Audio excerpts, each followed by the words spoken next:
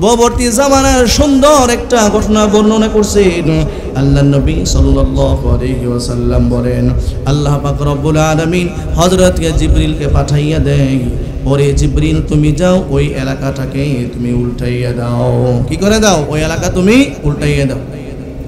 হযরতে জিবরিল আলাইহিস সালাতু ওয়াস সালাম আল্লাহ তাআলাকে বলেন, ওগো আল্লাহ, যদি আমি ওই এলাকাটাকে উল্টাইয়া দেই তাহলে সেই এলাকার মধ্যে একজন অনেক বড় আল্লাহওয়ালা আছে, একজন অনেক বড় বুজুর্গ আছে, যেই আল্লাহওয়ালা বুজুর্গ সব সময় আপনার ইবাদতের মধ্যে লিপ্ত থাকে, সে কোনো অন্যায় কাজ করে না, সে সদা সর্বদা ভালো কাজের মধ্যে লিপ্ত থাকে, নামাজ পড়ে, রোজা রাখে, জিকির আজকার করে, ভালো কাজগুলো করে। ওই এলাকাটাকে যদি উল্টাইয়া দেই তাহলে সেই ক্ষেত্রে ওই এলাকার মধ্যে যে আল্লাহওয়ালা বুজুর্গ আছে তাকেও উল্টানো হবে। আল্লাহ পাক রব্বুল আলামিন তিনি বলেন, ওই এলাকাটাকে তুমি উল্টাইয়া দাও, ওই ব্যক্তিকে সহ তুমি এলাকা উল্টাইয়া দাও। কাকে সহ? ওই ব্যক্তিকে সহ এলাকা উল্টাইয়া দাও। হযরতে জিবরিল আলাইহিস সালাতু ওয়াস সালাম আল্লাহ তাআলাকে বলেন, ওগো আল্লাহ, কি ব্যাপার, কি ব্যাপার? অন্য মানুষরা তো অপকর্ম করে, অন্যায় কাজ করে, বুঝলাম তাদেরকে ধ্বংস করে দিব। এই ব্যক্তি তো অন্যায় কাজ করে না, এই ব্যক্তি ভালো কাজ করে, নামাজ পড়ে, কোরআন তেলাওয়াত করে, জিকির আজকার করে, কিভাবে তাকে ধ্বংস করে দেই? আল্লাহ পাক রব্বুল আলামিন বলেন, ওই ব্যক্তি নিজে ইবাদত করে, মানুষকে ইবাদতের জন্য বলে না, নিজেই শুধু নামাজ পড়ে, তার আশেপাশের মানুষ নামাজ পড়ে না, নামাজ পড়ে না, সেই তাদেরকে নামাজ পড়ার জন্য বলে না। এরকম লোক আছে কি নাই? নিজে রোজা রাখে, মানুষকে রোজা রাখার জন্য বলে না, নিজে ভালো কাজগুলো করে, মানুষকে ভালো কাজ করার জন্য বলে না। যারা অন্যায় কাজ করে, অপরাধ করে, অপকর্ম করে, তাদেরকে সেই অন্যায় কাজ থেকে বিরত রাখার জন্য সে বলে না। আল্লাহ পাক রব্বুল আলামিন তিনি বুঝাচ্ছেন, এই ব্যক্তির সামর্থ্য আছে তাদেরকে অন্যায় কাজ থেকে ফিরানোর, সামর্থ্য থাকা সত্ত্বেও সে ফিরায় না।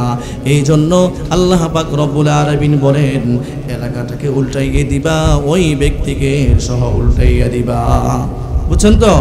অনেকে আছে না ঘরের মধ্যে নামাজ আদায় করে, নিজে নামাজ পড়ে, সন্তান নামাজ পড়ে না বলেও না, আছে কি না? নিজে নামাজ পড়ে, স্ত্রী নামাজ পড়ে না বলেও না, আছে কি না? দেখা যায় রমজান মাস আসলে সন্তানকে শোয়াইয়া রাখে, প্রাপ্তবয়স্ক সন্তান শোয়াইয়া রাখে, বলে যে বাবা তোমার সময় হলে তুমি কি রাখবা? রোজা রাখবা। এরকম আছে কি না? নিজে ইবাদত করে, সন্তানকে ইবাদতের জন্য বলে না, নিজের ফ্যামিলিকে ইবাদতের জন্য বলে না। এই জন্য আল্লাহ নবী বলেন, তোমার সামনে যদি কোনো অন্যায় কাজ হয়, সেই অন্যায় কাজটাকে তুমি কি করবে? বাধা প্রদান করবে। অসিদক হাদিস, সত্য কথা বলবি। ভাইরা আমার, সত্যের মাধ্যমে মুক্তি হয়, মিথ্যার মাধ্যমে মানুষ ধ্বংস হয়ে যায়। হযরত আব্দুল কাদের জিলানী রাহমাতুল্লাহি আলাইহি অনেক বড় আল্লাহ ওয়ালা বুজুর্গ ছিলেন। হযরত আব্দুল কাদের জিলানী রাহমাতুল্লাহি আলাইহি তার মা তাকে উপদেশ দিয়েছেন, সুন্দর একটা উপদেশ দিলেন।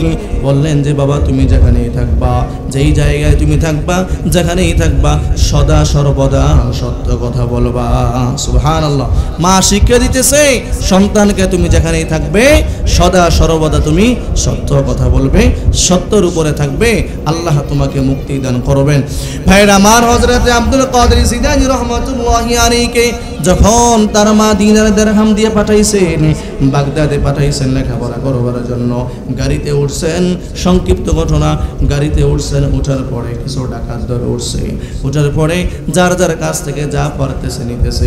একজন ডাকাত দলের সরদার জিজ্ঞেস করলো, কি ব্যাপার বাবা, তোমার কাছে কোনো কিছু আসেনি? সেই বলল, হ্যাঁ আমার কাছে দিনার আছে, দিরহাম আছে। আরেকজন বলল, তোমার কাছে দিনার দিরহাম আছে, তুমি সত্য বলনি। সেই বলতেছে, আমাকে চার্জ করে দেখেন, আমার কাছে অবশ্যই দিনার দিরহাম পাবে। আসলে চার্জ করে দেখলো তার কাছে এই পরিমাণ দিনার আছে, দিরহাম আছে। তারা বলতেছে, কি ব্যাপার, তুমি তো ছোট মানুষ না, বললেও পারতা।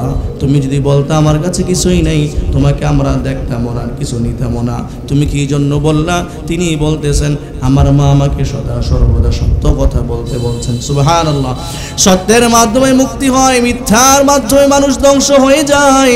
এই জন্য আমার মা ছোট থাকতেই আমাকে এই শিক্ষা দিয়েছেন, এই জন্য আমি সত্য কথা বললাম।